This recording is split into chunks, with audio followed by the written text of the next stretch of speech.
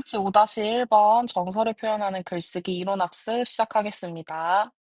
자, 일단 정서를 표현하는 글쓰기니까 정서가 무슨 뜻인지 알아야겠죠? 자, 정서라는 것은 사람의 마음에 일어나는 여러 가지 감정을 뜻하는 말이죠. 모르는 친구들은 적어두시고, 사람의 마음에 일어나는 여러 가지 감정을 뜻하는 말이 정서예요. 정서를 표현하는 글쓰기에서 가장 중요한 건 이 정서를 진솔하게 표현해 주는 게 가장 중요하겠죠. 자, 이렇게 정서를 진솔하게 표현해서 글을 쓰게 된다면 독자가 필자에게 진심으로 공감하고 감동받게 될 수 있고요.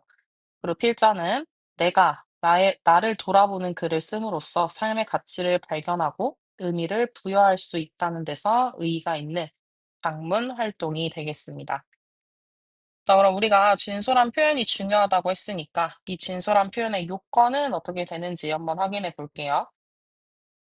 먼저 첫 번째로 진솔한 표현을 위해서는 과장된 표현을 사용해서는 안 된다. 독자에게 감동을 주기 위해서 지나치게 포장해서, 과장해서 표현하면 진솔한 표현이 되지 않겠고, 또 독자의 평가를 고려한 소심한 표현도 사용하지 않는다. 그리고 세 번째, 필자가 자신이 실제로 체험한 내용을 구체적으로 드러낸다. 그러니까 내가 체험하지 않으면 진실된 표현을 할 수가 없겠죠. 또 진실한 태도로 필자의 생각과 느낌을 있는 그대로 표현해 주어야겠고, 글의 내용을 평소 필자의 행동이나 가치관과 일치하게 써야 한다. 즉, 거짓말하면 안 된다라는 내용이 되겠지.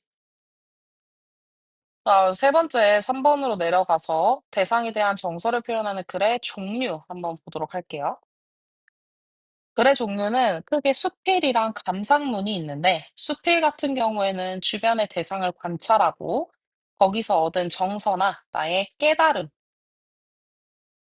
깨달음을 진솔하게 표현하는 글이 되겠고, 감상문은 여러분들이 가장 많이 쓰는 글의 유형이라고 볼 수 있겠죠? 음악, 미술, 문학, 공연 등을 접하고 느낀 자신만의 고유한 정서를 담은 글이 감상문이다.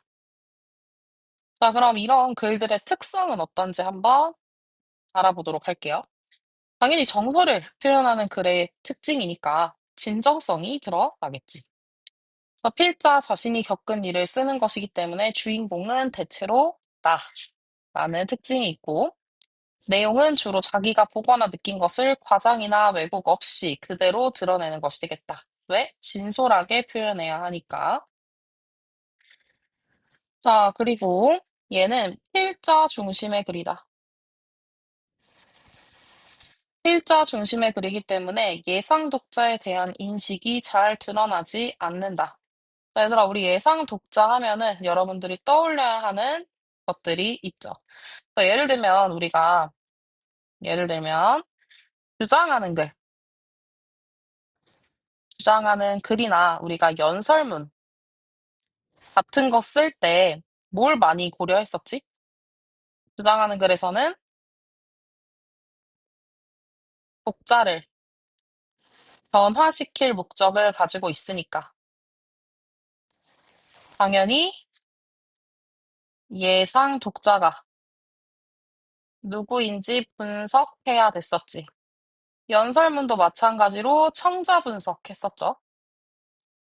자, 이런 것처럼 주장하는 글과 연설문 같은 경우에는 듣는 사람, 읽는 사람의 생각을 변화시킬 목적을 가지고 쓰는 글, 말하기이기 때문에 예상 독자와 청자가 누구일지 분석하는 일이 매우 중요하지만, 어, 정서를 표현하는 글 같은 경우에는 필자가 중심이 되기 때문에 예상 독자에 대한 인식이 드러나지 않는다라는 게 가장 큰 특징이 될 수 있겠고, 그다음에 두 번째 특징은 개성이 느껴지는 글이다.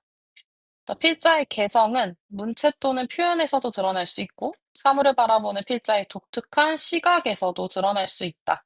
그래서 뭔가 개성적으로 나를 좀 표현하는 글을 쓰는 게 정서를 표현하는 글이 되겠다. 그다음에 다섯 번째로 넘어와서 대상에 대한 정서를 표현하는 글을 쓰는 과정을 한번 보도록 할게요. 첫 번째는 대상을 관찰합니다. 주변의 대상에 관심을 기울이고 주의 깊게 관찰해주고 주변의 사람들을 혹은 사물들을 공책에 나열해서 적고 관련해서 떠오르는 느낌을 자유롭게 써보는 것도 좋다. 그리고 사물들의 공통점과 차이점을 묶어서 한번 생각해 보면 되겠지.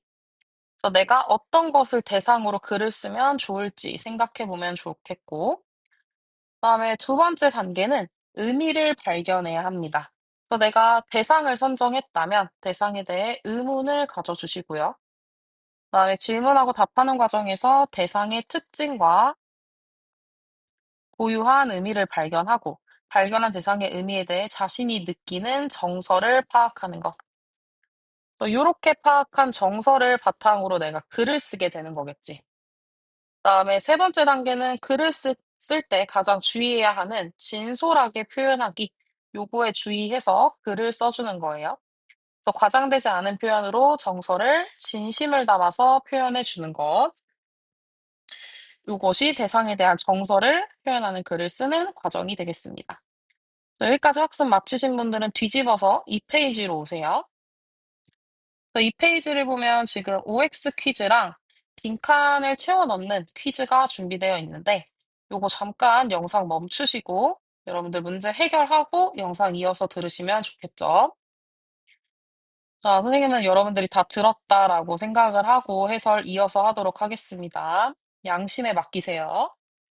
자, 1번 문제부터 보면 독자의 공감을 얻는 글을 쓰려면 재미를 담는 것이 가장 중요하다라고 되어 있는데 요거 틀린 설명이 되겠죠. 재미를 담는 것이 가장 중요한 것이 아니라 뭐가 가장 중요하지? 이 진솔한 정서를 표현하는 것이 가장 중요하지.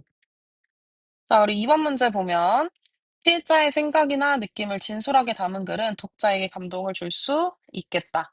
그래서 우리 요거 1페이지에 빈칸 채웠던 거 확인해 보면 되겠고 3번 수필은 일상생활 속에서 쉽게 일어나지 않는 일을 상상하면서 쓴 글이다. 요거는 오답이 되겠지. 상상해서 쓴 글이 아니라 우리가 관찰을 통해서 깨달음을 얻은 것. 그래서 필자가 진지한 관찰을 통해서 어떤 것을 깨달았고 진솔하게 표현함으로써 독자에게 감동을 주는 글이 수필이다라고 이야기할 수 있을 거고. 그다음에 4, 5, 6, 7번 한번 볼게요. 4번. 대상의 의미와 그에 대한 자신의 정서를 진솔하게 표현한다면 독자의 공감을 얻을 수 있겠고. 그다음에 5번. 정서를 진솔하게 표현하려면 과장된 표현이나 지나치게 소심한 표현을 줄여야겠고. 그다음에 6번. 감상문은